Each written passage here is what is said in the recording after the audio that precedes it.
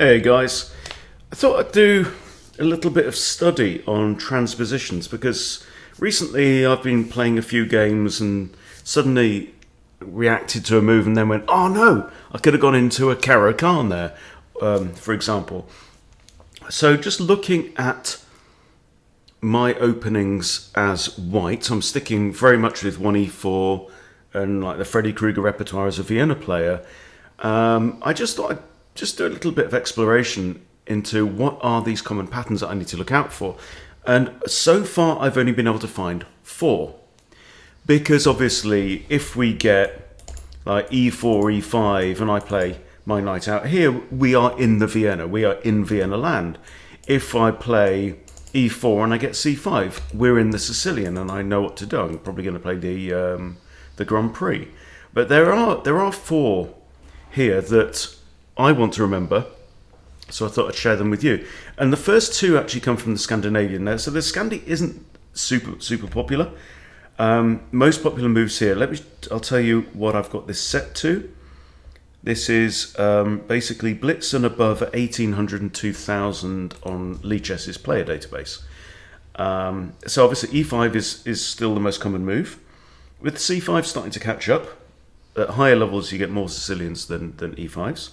So Sicilian in second, then the French in third, and then finally with 8.4%, so that's about 1 in 12 games, you get the Scandinavian. Now, if they play the Scandinavian, then I play pawn to d4. This is now the Black Mar Gambit. If they capture and I play knight to c6, this is the Black Mar Dima Gambit, and we're in Black Mar Dima land. Right? There's no real transpositions from there that I can figure out. However, what if they play pawn to e6? Well, now we are in a normal French. So it depends what you do against the French.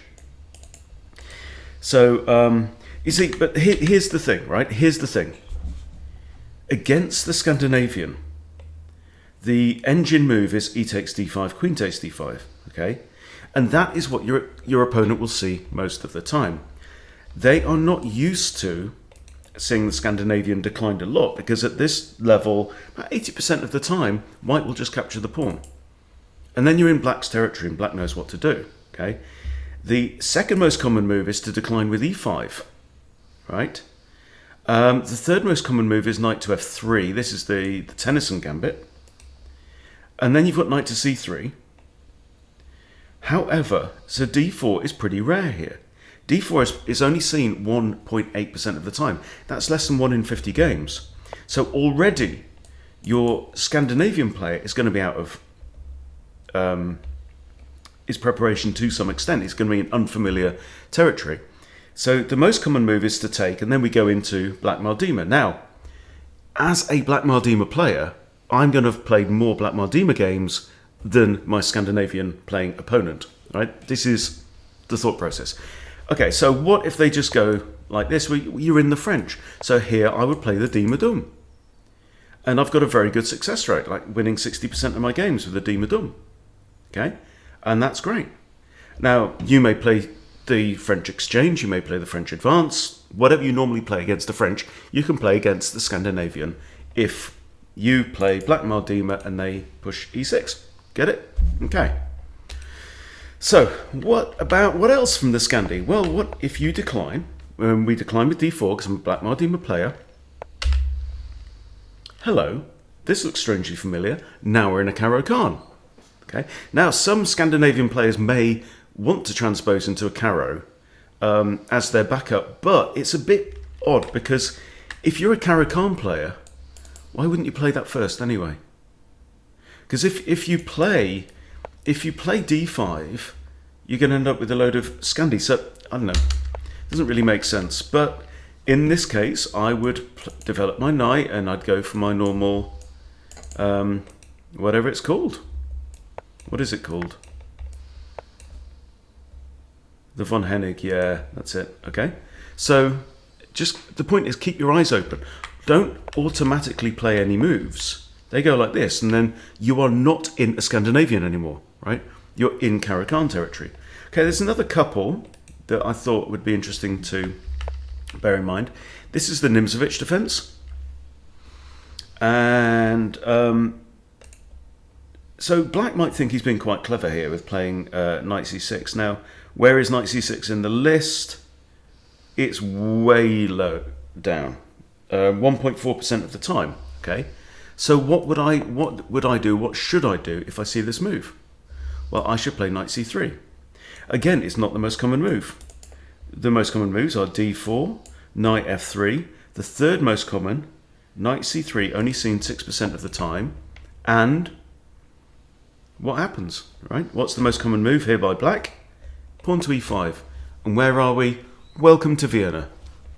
Yeah? And you can play the Vienna copycat. And if they play copycat, then you go Mike Nemisa's gambit and so on and so forth. Okay? All good. What about Alekhine's defense? Well. Again, I'm a Vienna player. Knight c3. Right? Most common moves here are actually d5, and d5 is a really challenging move. But the second most common move, we played nearly a quarter of the time. There we go, and we're in Vienna gambit land. Okay, happy days. Interestingly, if you do face this move, then it's a bit tricky. I mean, d4 is actually very, very tempting here, but black does jolly well after d4. In real world tests, actually the move pawn to e6, hitting the knight and forcing f takes e6 does very well, and then we push d4. So that is probably worth remembering. So anyway, I thought that was interesting. So I might go ahead and do now something similar with the black pieces as well. I don't know if it'll work out, but that's just, I mean, it's only 4 little lines, but definitely worth remembering for blitz and everything else besides. So, and I've got an over the board game tonight away at Sheffield University. So wish me luck with that. Hope this has been useful for you guys. Thank you for watching. Please subscribe if you haven't subscribed, and I'll see you soon.